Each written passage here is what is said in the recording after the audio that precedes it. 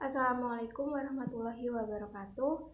Perkenalkan, nama saya Anissa Putri Rahayu. Saya dari Teknik Produksi Benih 2020, NIM A41201689 dari golongan C. Nah, di sini saya akan mempresentasikan tentang acquainting. Pengertian pengisian jabatan atau staffing. Nah, ini terdiri dari pengadaan karyawan, penarikan karyawan, seleksi karyawan, penempatan karyawan, dan pemberhentian karyawan. Nah, pengadaan karyawan ini adalah proses penarikan, seleksi, penempatan, orientasi, dan induksi untuk mendapatkan karyawan baik kualitas maupun kuantitasnya. Untuk mendapatkan karyawan itu sendiri yang baik harus dilakukan dengan cara analisis jabatan, uraian pekerjaan, dan spesifikasi. Penarikan karyawan ini kegiatan mencari atau menetapkan sumber tenaga kerja yang diperlukan dan mempengaruhi atau cara penarikan melalui iklan tenaga kerja agar mau melamar pekerjaan yang masih kosong di perusahaan tersebut. Nah, sumber karyawan di sini dapat bersumber dari yang pertama, sumber internal itu yaitu melalui karyawan yang telah ada baik karena rotasi promosi, dan yang kedua sumber eksternal yaitu karyawan ditarik dari luar perusahaan. Nah, seleksi karyawan ini kegiatan pemilihan dan penentuan pelamar yang diterima atau ditolak untuk menjadi karyawan perusahaan. Prosedur seleksi ada seleksi surat menyurat, di antaranya pemeriksaan referensi, wawancara pendahuluan,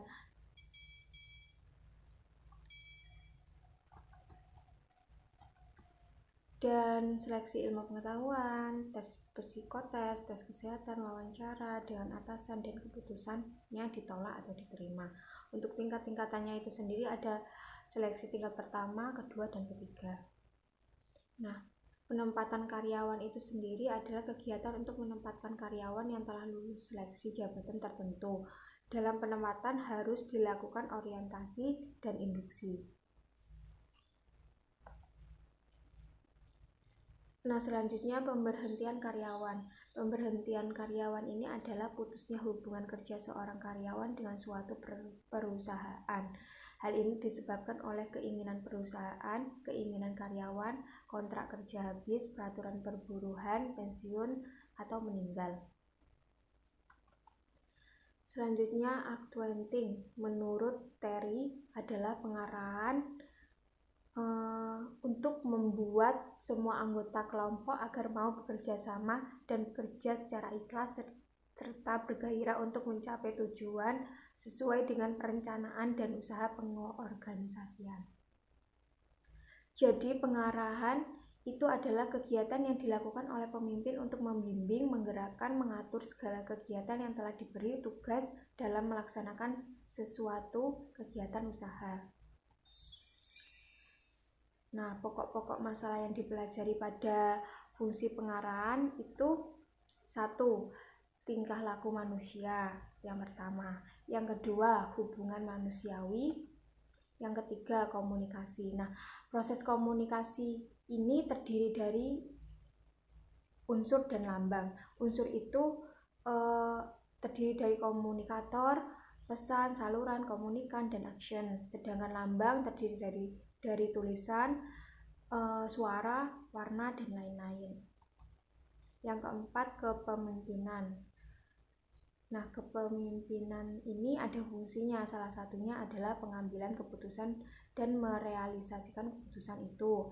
Terus pendelegasian wewenang dan pembagian kerja. Selanjutnya meningkatkan hasil guna dan daya guna semua unsur manajemen, memotivasi bawahan supaya bekerja efektif dan bersemangat, mengembangkan imajinasi, kreativitas, dan loyalitas.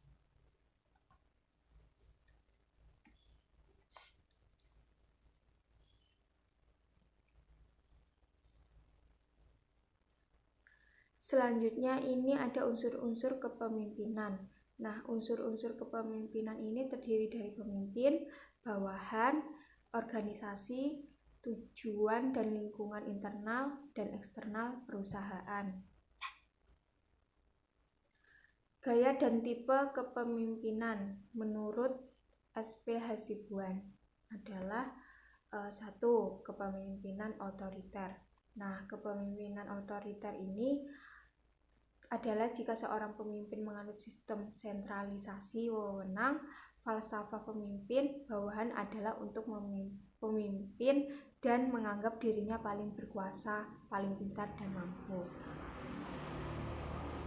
Yang kedua adalah kepemimpinan partisipasi. Jika dalam pemimpin melakukan secara persuasif, menciptakan kerjasama yang serasi, menumbuhkan loyalitas, partisipasi bawahan.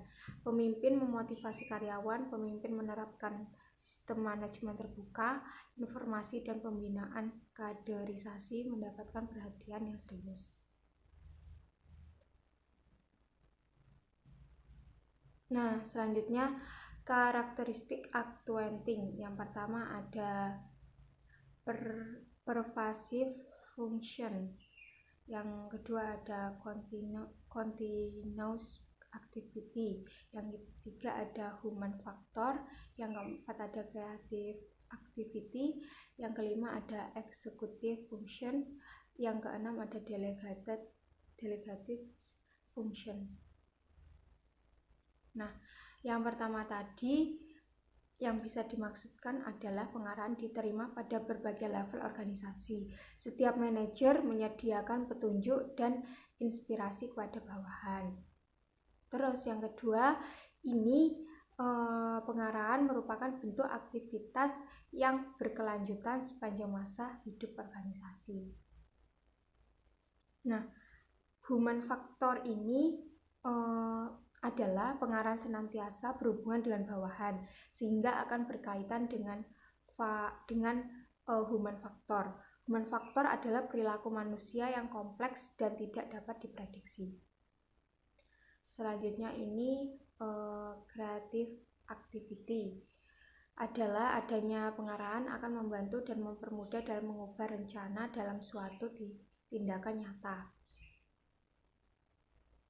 Selanjutnya executive function adalah pengarahan dilakukan oleh semua manajer dan eksekutif pada semua level, pada semua jenis organisasi, dan bawahan hanya menerima instruksi hanya dari atasannya.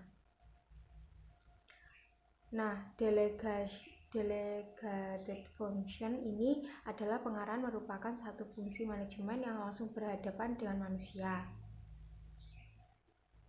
Nah, tujuan pengarahan ini adalah sebagai alat motivasi, memperkasai aksi, penggunaan sumber daya dengan efisien, komping perubahan, mengintegrasi upaya, menyediakan stabilitasi. Cara melakukan orientasi itu sendiri cara melakukan pengarahan itu sendiri ada orientasi, perintah, delegasi wewenang, petunjuk, motivasi, dan mempengaruhi. Terima kasih. Sekian dari saya. Wassalamualaikum warahmatullahi wabarakatuh.